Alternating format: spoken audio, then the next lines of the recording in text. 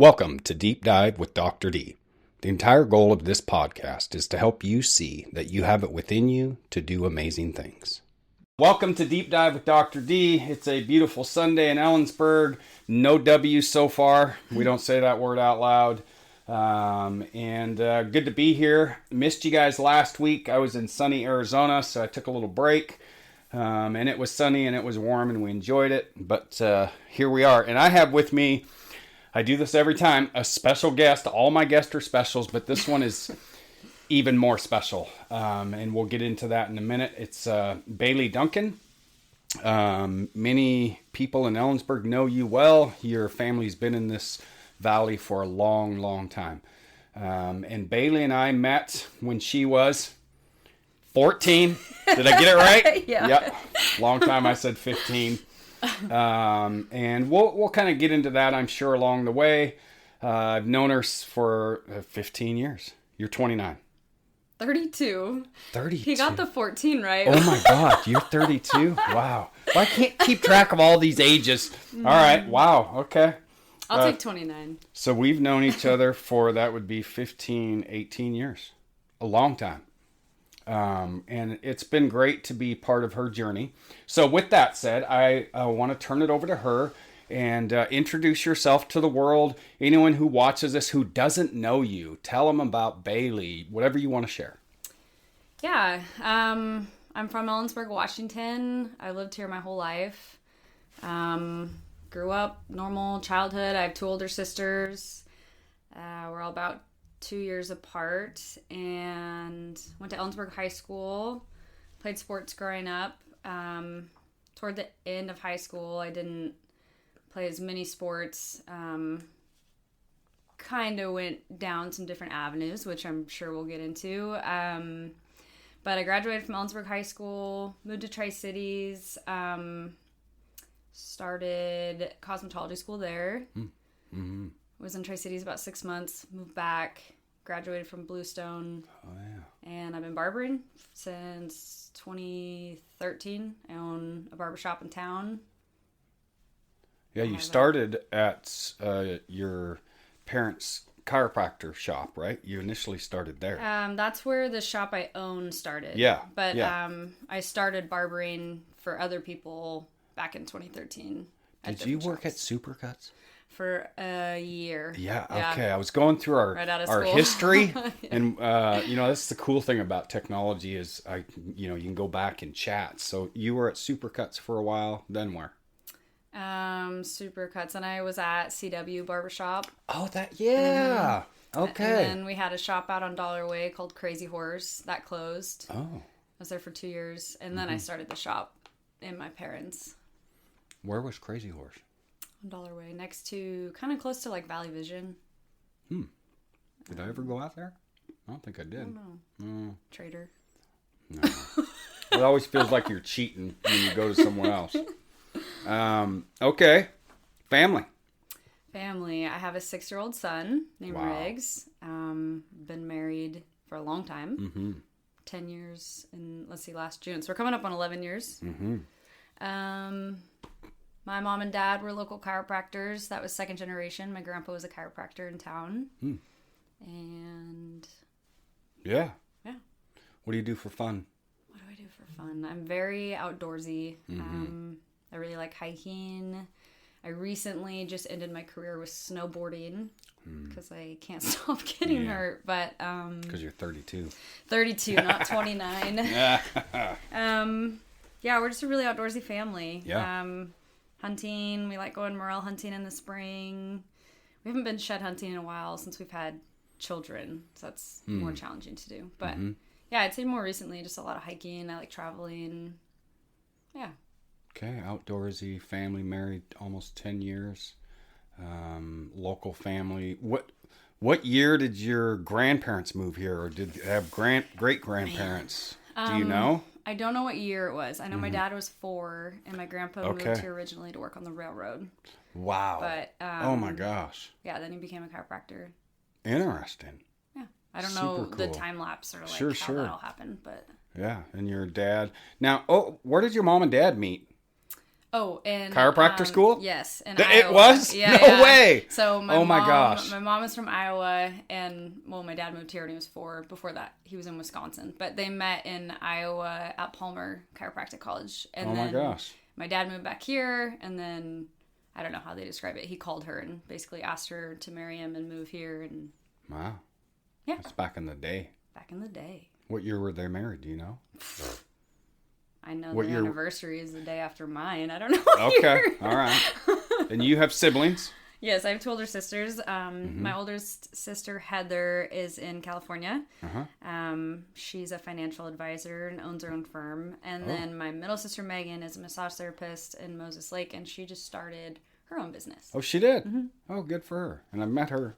I don't think, maybe I met your older sister at the wedding. Did she come up? At my wedding? Yeah, your wedding. Oh, yeah. Yeah. I'm sure you met her at some point, but So growing up, who was in charge? with what? Siblings. Oh, I don't know. I mean, we were all super close, like, when we were little kids, and then as we got older, my 2 older sisters kind of, like, clicked. I think just that, like, natural progression of, like, I was in middle school and they're in high school, like, you know. So I do think they were closer in charge. I don't know. Sure. We were all like little feral ranch kids. So, and we're all very different. We all kind of beat to our own drum. So, I don't know. I think it just dawned on me. I don't know if I've ever realized, but I'm the youngest too. So you're the youngest. Did you look up to your older sisters? Oh yeah. You did. Yep. And you were formerly a horsey girl. Yeah. Grew up with horses. Same with them? Yeah. We all rode. We all had different levels of it. I don't know. I think I rode more toward the end. But yeah, Megan rode, and she tried out. Well, I was on Royal Court. I guess that's one thing if you don't know me. I was on Rodeo Royal Court in 2014. But Megan tried out for that a few years before, and so. But my dad, you know, he's rode his whole life. He rodeoed when he was younger. He's still on the posse? Yeah, he's still in the posse. But you know, as we grew up, he'd use horses for like hunting and things like that. And so Megan and I kind of stayed in that realm of riding, I guess, and we still do sometimes with Dad. Your mom? She rode? I remember her riding for a little bit in my childhood, but it wasn't like really her big hobby or anything. She grew up on a ranch farm. My mom grew up in Iowa. It wasn't. You guys. Oh, So. I grew up. Yeah, Yeah. I was like, I don't know if she grew up on a ranch. Yeah, my parents had 75 acres. So Oh, wow. Growing What up, part of the valley? Nanum, off of Nanum Oh, Road. okay.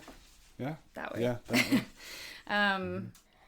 But yeah, I mean, I just remember building tree houses in the fields and, you know, out of just like whatever you find around and running around and rope swings off of haystacks and just Yeah. Feral. go outside, play all day. I like that term. Feral. Feral. I was a feral city boy. It's possible. Very possible. You were a feral country girl. Yeah. Okay. Well, thank you for the introduction. That's good. Let's see. Any follow-up questions to that? Oh, yeah. What's something unique about you that would surprise people to hear? Maybe even people that have known you a long time. Unique about me. Yeah. That they'd be like, oh, I didn't know that.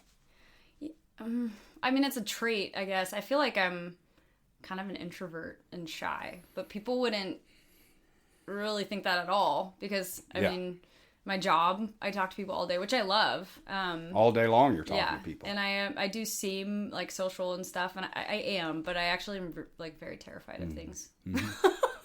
Like social things. Like Royal Court was probably one of the hardest things I ever did. When we had to give a speech, I think it was like 400 people. And you practiced where did you sing? You sang the national anthem. I was going to say, and I used to sing at public things, and I sang the national anthem for Extreme Bowls one year. That's what it was. And so, like, somebody who's shy or doesn't like things like that, you wouldn't think would do it. But I just, like, I don't know, push myself out of my comfort zone or try to. Yeah. And I think people that know you well know that side of you. I know that side of you. So what pushes you? Like, I remember we practiced in our backyard at the house on Fifth Avenue for the national anthem.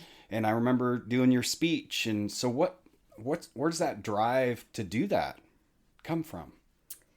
Man, family values. I feel like my dad's always like, and my mom have helped push us to just like be better, go bigger, go harder.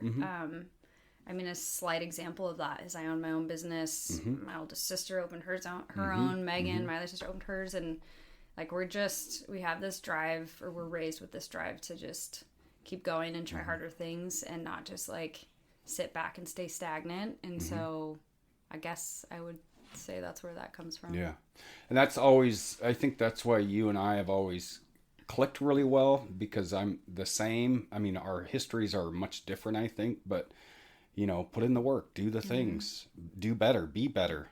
And if you know better, keep learning, right? Like I remember when you opened the barber shop and, you know, the normal stresses and struggles, but, so, high five to your parents for instilling that in you, and you're doing that with your son now. Yeah. Yeah. It's good. You want to do a question? Sure. Okay. She says, sure. Okay. I want to look just to see if we're live here. This software is newer software I'm using, so it's kind of annoying, and I just like to make sure it's working. I'm going to assume it is. I don't know. It says it is. Yeah. All right. Let's see. I'm going to start with this. So, we have a long history. I met you years and years ago do you mind me saying? No. I met Bailey in 2014.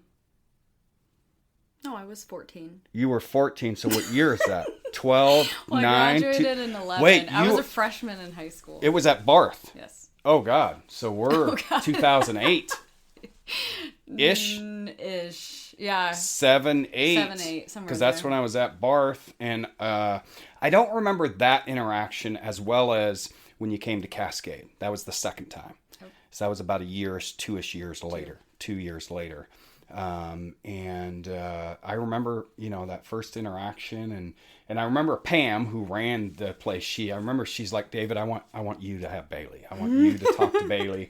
She says, if anyone can, get through to, it was one of those things. And your mom brought you in, and that's where we first started having conversations about your relationship with alcohol. Yep. And of course, those days you're like, you had a shell. You had a very hard shell. I would also like to say I was 16 years old. I know. Absolutely. Well, let me ask you this. Now, looking back, do you think you had a problem then? I do. Yeah. But I think it was like early diagnosed. Like it was hard. It was too soon in my addiction to be told that. Sure. No, yeah. I guess. Yeah. Good.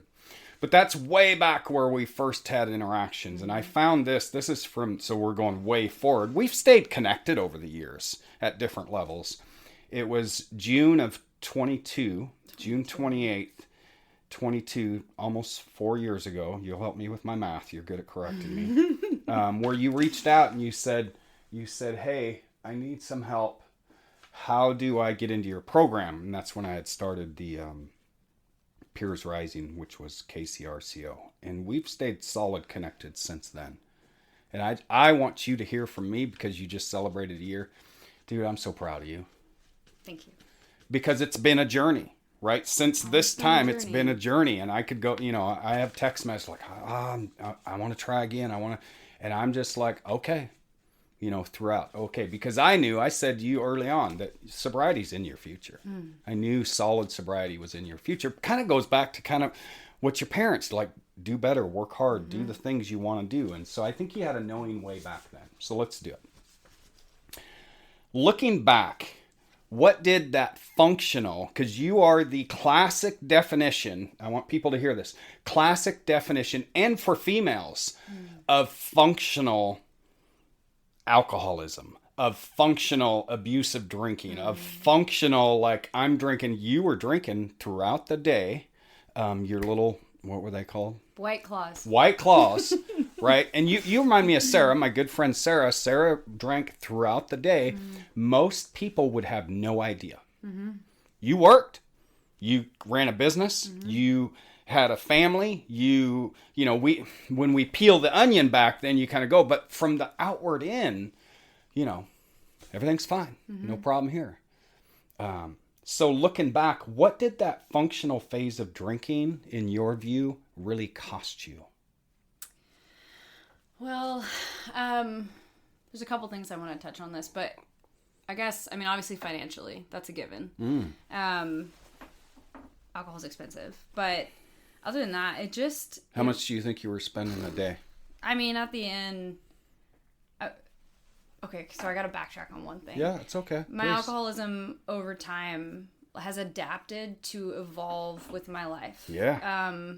You know, back in high school, I was drinking hard alcohol, probably throughout, just outside of high school. You know, there was some drugs in there, things like that. And I realized I couldn't have the drive I needed if I did that. So I kind of learned what I could drink to still function, which to me landed on White Claws. Because so did that change when you got married, when you had a kid? When did that change? I think it shifted over my whole life. Like, oh, you can't drink that fifth because you're going to be too hungover. So like, it's insanity is what it is. But oh, I can handle 4 White Claws and some water. It's doing the dance. Yeah. So, I mean, financially, you ask me, what did it cost me toward the end? Well, I mean, I was buying a 12-pack of White Claws a day at least. I don't really know. I mean, give or take, whatever. There was just, I just always made sure I had some, right? And those are $20-something a box. But, anyway, so White Claw was what I was landing on, but really it just robbed me of like my peace of mind. Like I just said, you're stuck in this insanity, this cycle of like, am I drinking enough water today to drink tonight to be able to go to work tomorrow so that I don't have a panic attack during this haircut? Like, it's just like Jekyll and Hyde, crazy. It's a battle, right? Like these two things don't go together. So I would say, you know, financially, but it really robbed me of my peace. And like, you just feel trapped in your own body. Like I remember going to sleep at night when you're finally like quiet and laying down and you're like, I just drank 9 in the last 2 hours. And now I realize I'm drunk and I'm stuck here and I got to get up tomorrow and go to work. And like, it wasn't an option to not function on that level because like I said, I have that drive. So I just remember feeling really trapped at night and stuck in my own skin. Does that answer your question? That's a lot. So financial, of course, you know, we can all, as a person in recovery myself, it's like you don't, like that's a lot of money going out the door. You don't really realize it. I think at some level we do, but we just justify it, do all the dance, what I'm hearing you did, but also your peace of mind. And I remember you and me having conversations about that. Anxiety and the panic attacks, the fear, not even a panic, but the fear of is it going to happen? And that was a heavy weight to bear. Yeah. Heavy weight to bear. What would you say, this is toward the end, but you are a demographic that is what we call the hidden alcoholism. A lot of, and you and I just chatted about this, our current wine culture, you know, mom and we have shirts, you know, mom and wine, they go together, blah, blah, blah.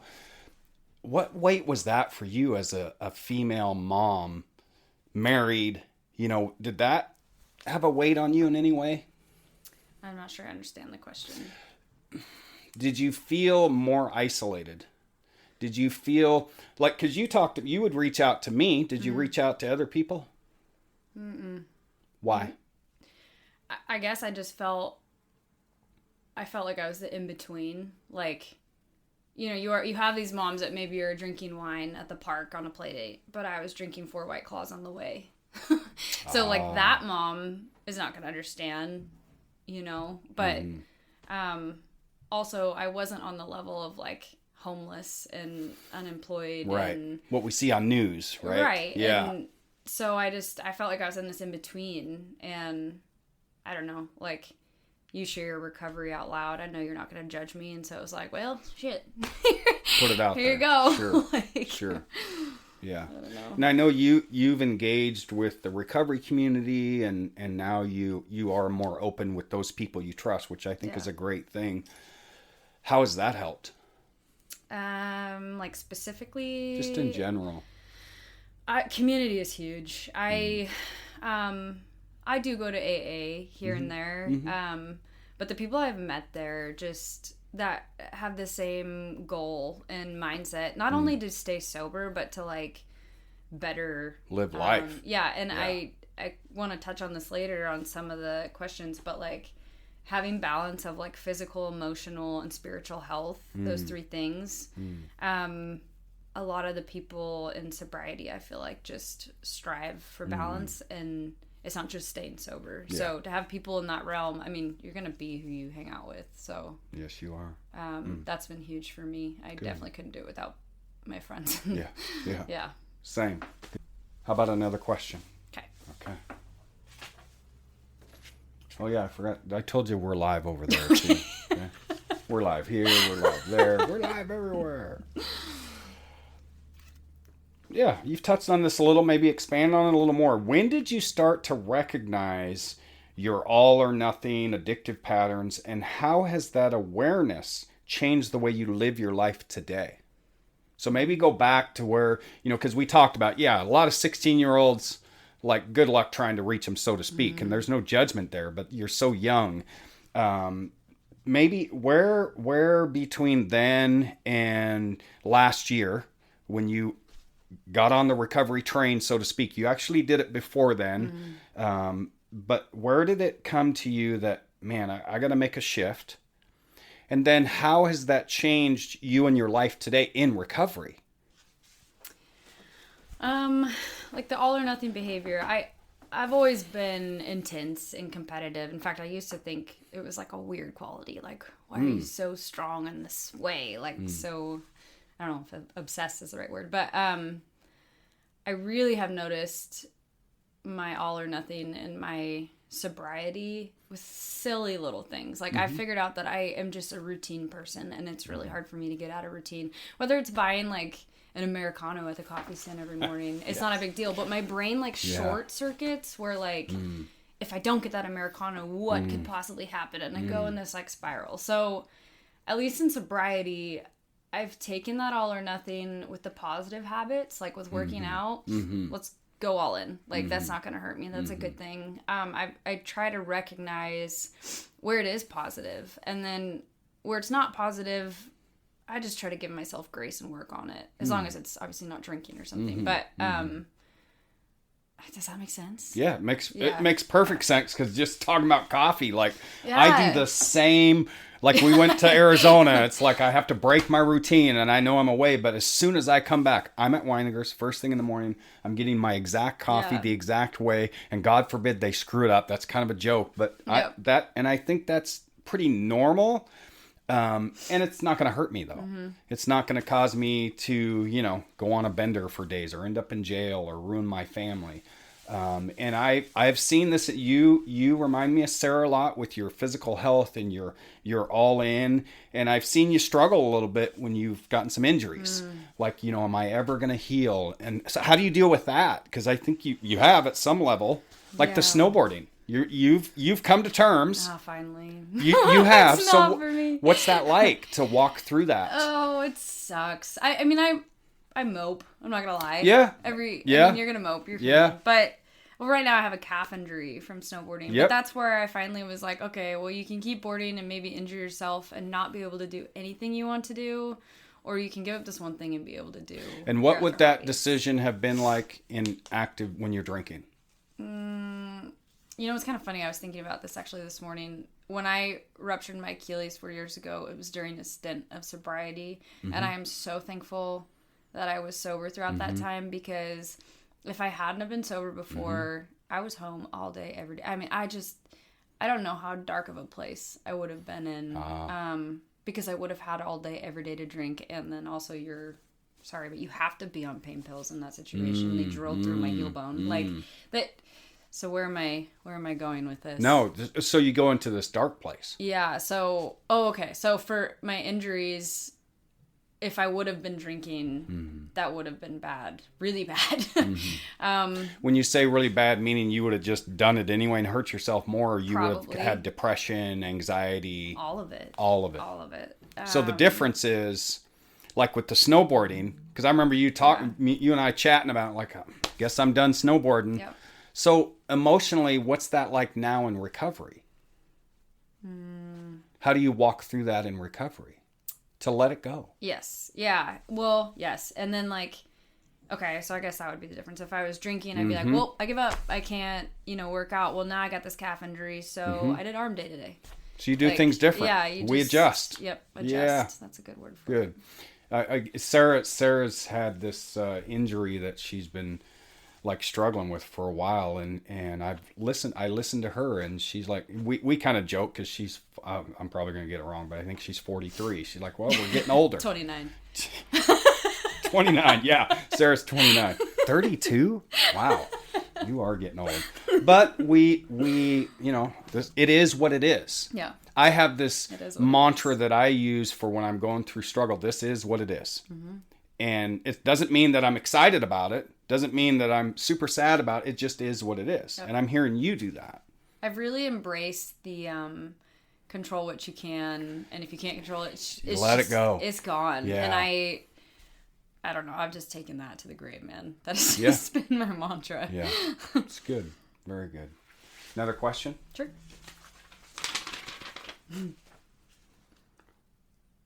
Yeah, I want to hear what happened for you. Now I put 15 years, but now that you're 32, it was actually more. I don't know how long it was, but what finally shifted? Because people always ask this. They ask this about me. What was it? What was the turning point for you? And I'm like, well, there were several. So many. But let's talk about you.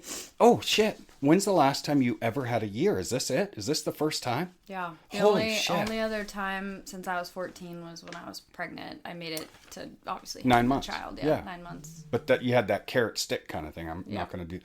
But of your own volition, you have owned this year. Like I'm so fucking proud of you, dude.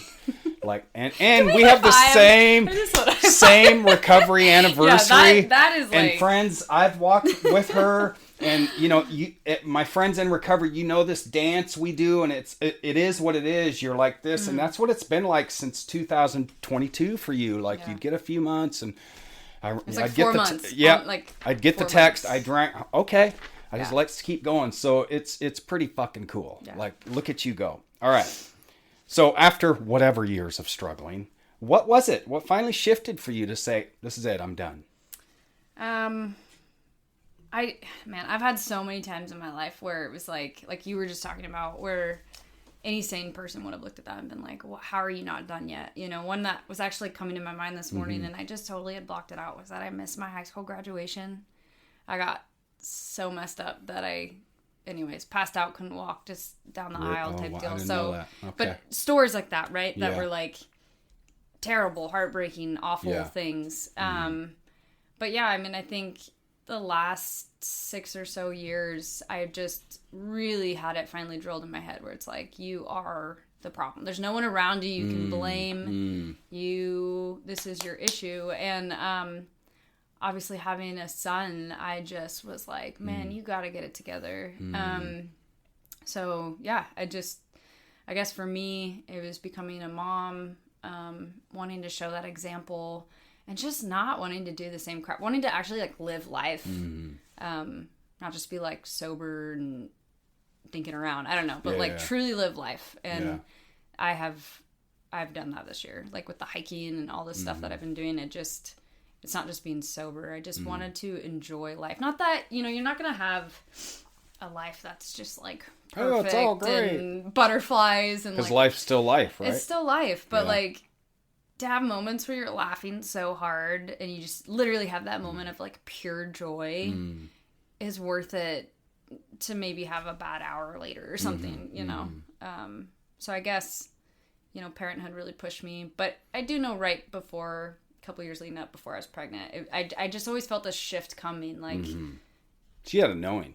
Oh yeah. Yeah. Well, I knew that it needed to happen. Yeah. It just was and this moment right here, I was talking to my husband this morning, it's really surreal for me, because I remember so many times just crying or praying and what is this for? And I remember thinking, maybe someday I'll be at a point where I could help someone else, and I could be in a place to do that. And I just never was until now. And that's just, it's really surreal. Super cool. Yeah. I really, your writing that you did on your 1 year anniversary was powerful. And hearing you say that some other women reached out to you, that's the gold, isn't it? Like yeah. I have chills because like you're a powerhouse now. You can help so many other people. And here's what I want you to hear: you are helping people. You don't even hear from them. Yeah. You might hear from them later. And so I'm out front. I'm out there waving. Like recovery's amazing, and I want you at whatever level you can do that because you have a story to tell. That does not get told enough. We hear about the David Douglases, on the streets, in and out of jail, blah, blah, blah. We hear about that. We don't hear enough about this demographic. This is what I'm talking about. And in our community, I'm sure there is a mom out there, and I hope they're listening to this. I hope she's listening to this, that she can get hope, right? Well, even dads. Like, I hear it all the time in the shop. Just not even like, they're talking about them and their spouse or something, and we just kind of go in these benders. So then, we're going to do whatever, sober January, what's it called? Dry January. Whatever. Which, great. I think that's awesome. But I can tell that there's people that don't even realize that maybe they have this issue because society has made it so normal. Like, it's not normal. I don't know why. I mean, I guess I get it, but social media and all that. It's legal. It's socially accepted. It's almost expected. It is expected in a lot of scenarios. And it's, if you hear someone smoking crack or doing meth, it's like, oh, that's bad. That's illegal. That's immoral, right? But King Alcohol gets a pass every time. Which is crazy because it's literal poison. And no one talks. People are usually surprised to hear this, but alcohol kills more people to this day than any other drug combined. Meth, fentanyl, all of it combined. Yeah. Well, and I guess one thing I do want to touch on this too, when these people reached out to me, it's not even just alcohol. Like, I had a friend that reached out to me. She's struggling with addictive use of marijuana, and people talk about that too. It's just it's a crutch, right? Like, it doesn't have to be alcohol. You can, as if you're semi-functioning and you're struggling with something that is like robbing you of your peace, then this is what you should be listening to. I guess it's true. Oh, this is your last question, and then we got the 2 closing questions. Yeah. Okay. This is the next 2 are going to be kind of similar, but let's do them anyway. For someone who feels stuck in that cycle, like I think about, 3 years ago, when you're like wanting it, you try it, you go back, you want it. Like, I could go through our text messages and I would get the message from you. And I remember, like, everyone says, and I think it's valuable to have a sobriety date. I'm not being dismissive, but most people have tried so many times, and you're just on that train. You're on that like, oh my. So if someone's out there stuck in that cycle right now, what does that first step actually look like in real life?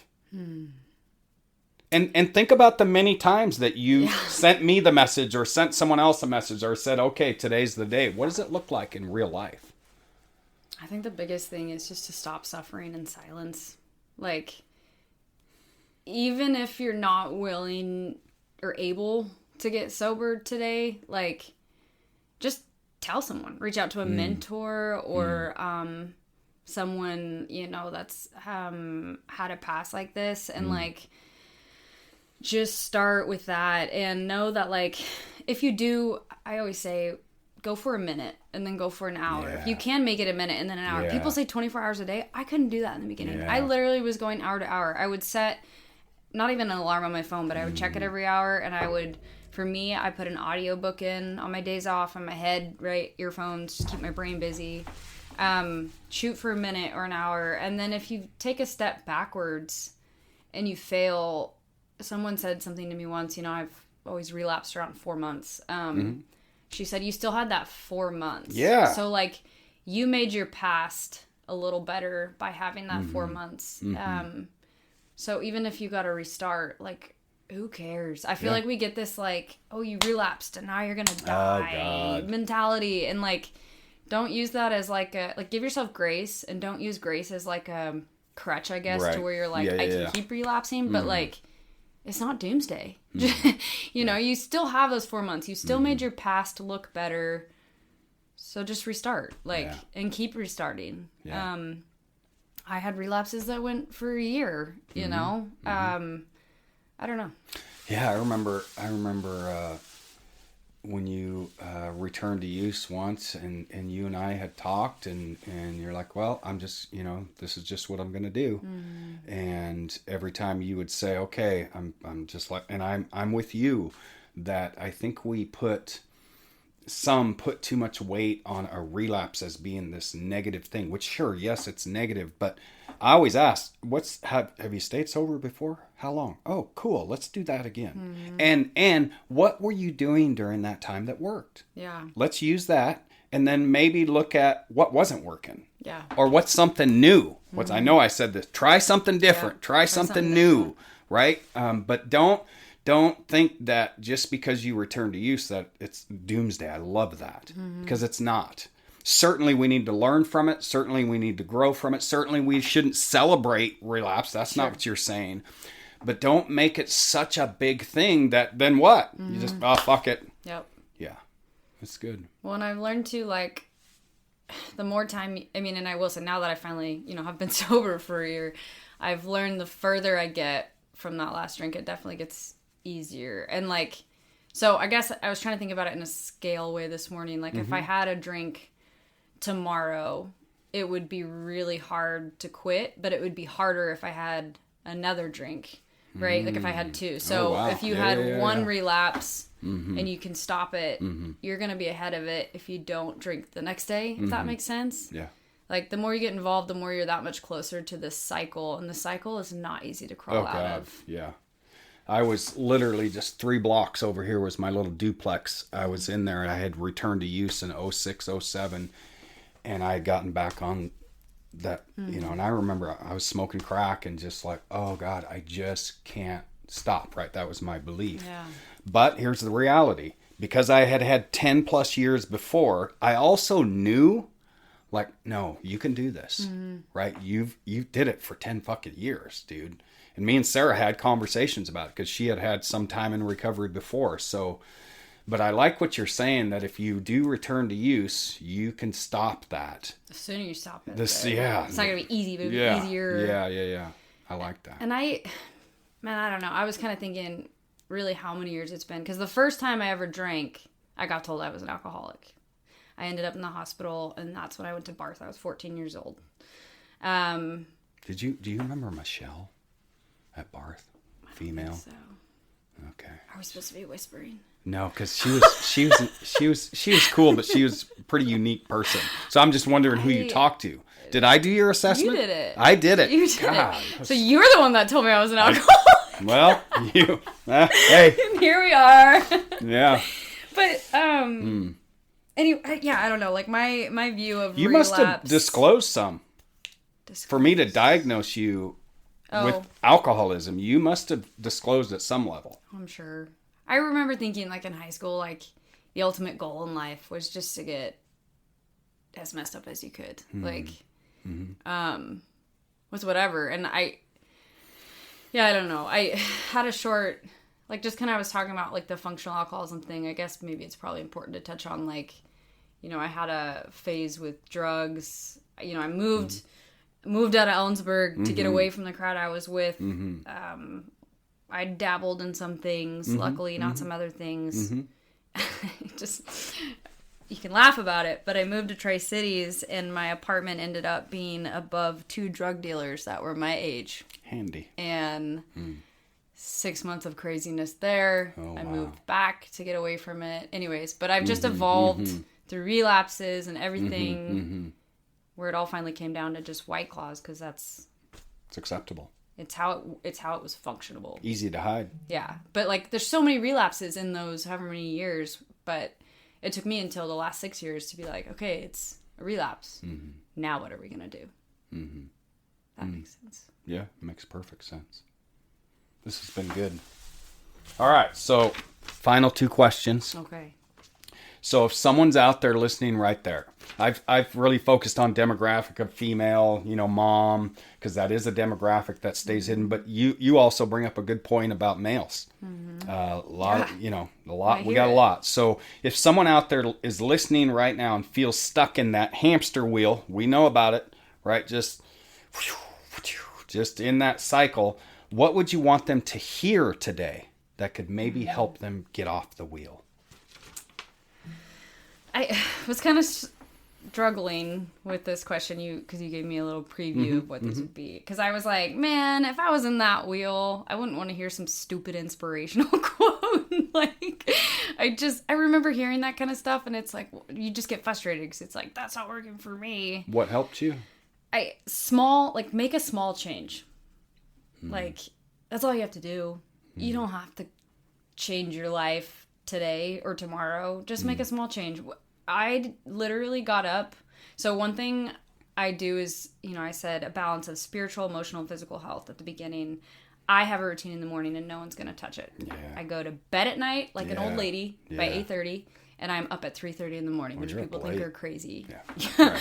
But my point of this is I got up early for probably 30 days in a row with the intention of working out, and I sat on my couch and drank coffee and did not work out. Okay. What did I change? I changed my routine, and I'm going to get up. After 30 days, I got really tired of sitting on the couch, so I started working out, just make a small change in the right direction. It doesn't have to be a big thing. In the workout world, everybody gets overwhelmed by all these exercises and things you could do, and a lot of people out there say, just move your body. And I think to simplify it like that, just make a small change. That's all it has to be, I think. Yeah. It doesn't have to be some big, massive, like, I'm changing my whole life today. Yeah. Something simple. And something that you just said that I really appreciate is intention. Like, set the intention. Like, you set the intention, I want to work out, but you sat on your couch for 30 days. But what then happened? You started working out because you got bored sitting on the couch. But you made in my view, a massive change in that you got up, and I'm huge. You and me are the same. I have my morning routine. Katrina has it. I have it. And I hear people, and I would argue that you also probably have a consistent sleep cycle. Yeah. Yeah, that is so critical. Well, I think to do your morning routine, it starts the night before. Yeah, it does. Like, you can't just be like, I'm going to get up at 6. And like, for me, that balance is I have a Bible study. I got to get right with Jesus in the morning. I do a Spanish lesson because it's something that I feel helps me improve. Cool. And then I do my workout, and like, to establish a routine like that, or even the start of it. Yeah. Just set your alarm clock. Yeah. Because when we do that, it's, and what's funny is you haven't even talked about putting down alcohol. Right? Maybe it's initially just setting some type of intention, and I think you would agree with me. Maybe it's reduce alcohol. Yeah. Maybe it's reduce. Maybe it's set an intention, reduce, because I feel like we will almost naturally, some will argue this, go, I don't want alcohol anymore. Right? Or whatever you're using. Whatever it is, right? If you set some positive intention in the right direction, it can be helpful. You said that to me a long time ago. I had a sticky note or something that said, I am sober. I don't remember what it said. Yeah, positive affirmation. Positive affirmation. You just, wake up. This is what I'm going to do. Whether you do it or not, okay. But you woke up with the intention of change. So it's a brain hack. Yeah. Yeah. I'll mess you up with brain hacks. It'll shift you in the right direction.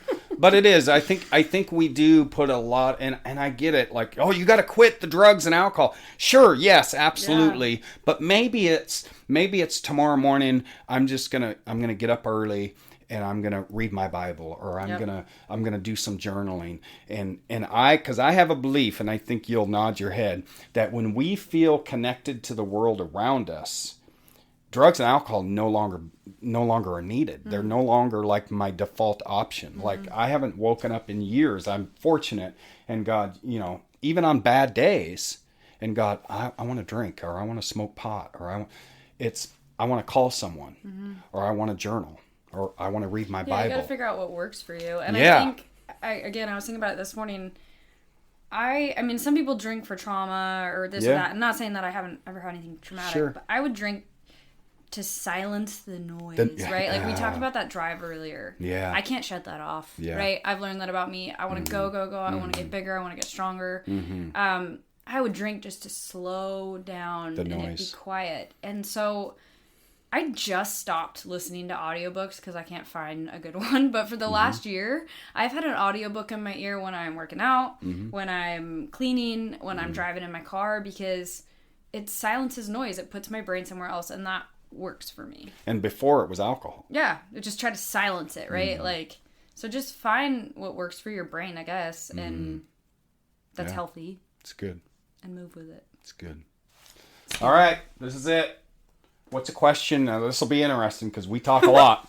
What's a question you've always wanted to ask me? I have 2. Oh, okay. Okay, so my first question, I was trying to think how to word this. How do you not internalize, what am I trying to say? If you're trying to help someone and they're not helpable, how do you not let that affect your peace? Like, I feel like I get robbed of my peace if I'm really trying to help someone and I'm just seeing them go through such a hard thing and they're just not helping themselves. What do you Great question, and something that I do ponder in different areas of my life, whether it's helping someone find a path to recovery, a student on campus, a family member, whatever it is. And I believe it's a skill of being able to detach and let go. And it's something that I have to constantly work on. And usually it's more, the closer I am to someone, the kind of harder it is, because you want them, you want to help them, you want to see them change. But what I'm learning, and this is age, space, and time, is that we can give information, and it's up to that individual what they do with them. And I think of my relationship with my son, my wife, my grandson, Anthony, who's going into teenage years. Like, Grandpa's got a lot of advice. But you know what? When I find myself repeating the same thing over and over again, that's when I need to let go. Because I can't change you. Yeah. I think about our years-long friendship. And, along the way, I've had struggles, and I give the information, and then it's up to you what you do with it. Sometimes do you give it again? Absolutely. But I've learned, and I'm dancing around the question a little bit, but I detach. And sometimes I think I detach too much, but it's kind of a safety thing for me. Yeah, defense mechanism. Yeah, a little bit. But also I can also, like grandson Anthony has said, like, you repeat stuff, I'm like, I need to listen to that. Because they're older than 29. Yeah. Yes, probably. But it's, I very much love helping, but I'm also pretty good at having boundaries. I think boundaries are critical, because when I'm helping you more than you're helping yourself, who am I actually helping? Not you. Yeah. So, does that answer that question? Okay, my other one. All right. You're known for a lot in the community. Okay. If you could be remembered for anything after you die, what do you want to be remembered for? Just knee-jerk is impact on young people. My son's 35. He's not young, but being a dad, being a grandfather, mentoring youth in the community, the work I did with the KCRCO that continues on to this day, not just youth, but just people. If you speak at my service, whatever it is, my party, and you say, David helped me, and I appreciate that, and I hear that from wherever I am, if I'm dead and gone, then my job is done. Because I believe, this is what I've gotten as a person in recovery, but as someone who's flipped the script on my life, that my job is to help lift people up and out. That's all of our jobs. Yeah. If we did more of that and less of rah, rah, rah, our world could really be different. Yeah. So there you go. Does that answer the question? Yep. I like it. Yes. Look at that. We did it.